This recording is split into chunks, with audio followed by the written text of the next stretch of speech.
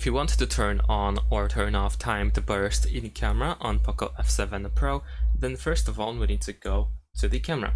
Now over here we need to swipe down on the camera preview, or we can use this arrow at the top in order to open these options. And over here we have our timed burst, at least in the photo mode.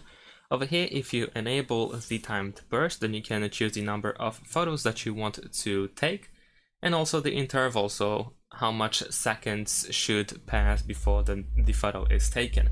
So if I set, for example, 10 photos and the interval 8 seconds, if I now try to take a photo, I have the 8-second countdown. At the top we can also see the number of photos that have been taken.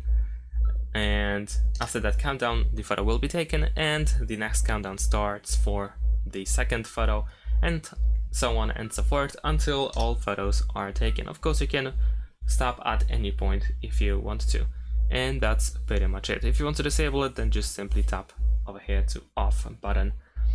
And that's all. Thanks for watching, leave a like and subscribe to my channel, and see you in my next videos. Bye!